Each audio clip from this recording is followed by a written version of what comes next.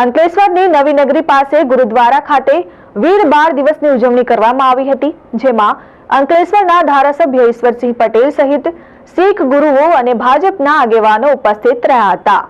દેશના વડાપ્રધાન માનનીય નરેન્દ્રભાઈ મોદીના નેતૃત્વ હેઠળ ભારત સરકારે તારીખ 9મી જાન્યુઆરી 2022ના રોજ શીખ ગુરુ ગોવિંદસિંહજીના પ્રકાશ પર્વ નિમિત્તે તારીખ 26મી ડિસેમ્બરના રોજને 10મા શીખ ગુરુ ગોવિંદ સિદ્ધજીના પુત્રો સાહિબજાદા બાબા જોરાવરસિંહ અને બાબા ફતેહસિંહજીની શહાદતની યાદમાં વીર બાળ દિવસને રાષ્ટ્રીય દિવસ તરીકે ઉજવવા અંગેની જાહેરાત કરી હતી। ત્યારે આજે 26 ડિસેમ્બર વીર બાળ દિવસ નિમિત્તે અંકલેશ્વરના ગુરુદ્વારા ખાતે વીર બાળ દિવસની ઉજવણી કરવામાં આવી હતી। આ વીર બાળ દિવસ નિમિત્તે અંકલેશ્વરના ધારાસભ્ય ઈશ્વરસિંહ પટેલ, શીખ ગુરુઓ અને શીખ સમુદાયના આગેવાનો ગુરુબાની તથા શબદ કીર્તનમાં જોડાયા હતા અને બલિદાન માટે માથું ટેકવ્યું હતું। ત્યારે વીર બાળ દિવસ આપણને 10 શીખ ગુરુઓના મહાન યોગદાન અને દેશના સન્માનની રક્ષા માટે શીખ પરંપરાના બલિદાનની યાદ અપાવે છે।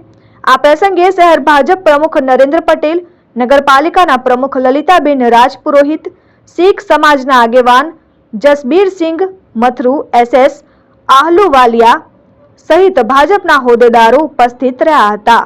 26 ડિસેમ્બર વીર બાળ દિવસ તરીકે રાષ્ટ્રીય દિવસ જાહેર કરવામાં આવ્યો છે। આપણા દેશના યશસ્વી પ્રધાનમંત્રી આદરણીય શ્રી નરેન્દ્રભાઈ મોદી સાહેબે આ બાળ દિન તરીકે રાષ્ટ્રીય દિવસ જાહેર કરીને સાચા અર્થમાં શ્રદ્ધાંજલિ શહીદ વીરોને આપી છે। શીખ 10મા ગુરુ ગોવિંદસિંહ કે જેમણે ધર્મ માટે, અન્યાય માટે એઓએ યુદ્ધ થયું હતું ને યુદ્ધની અંદર એમના 2 મોટા દીકરા, એક 18 વર્ષ, એક 14 વર્ષના દીકરા યુદ્ધની અંદર શહીદી વહોરી હતી। બીજા 9 વર્ષ અને 7 વર્ષના 2 નાના દીકરાઓ હતા, એમને મોગલોએ જીવતા ચણીને એમને જે શહાદત છે, શહાદત એણે ન જાય, આ તમામ શહીદોને હું સશત નમન કરું છું।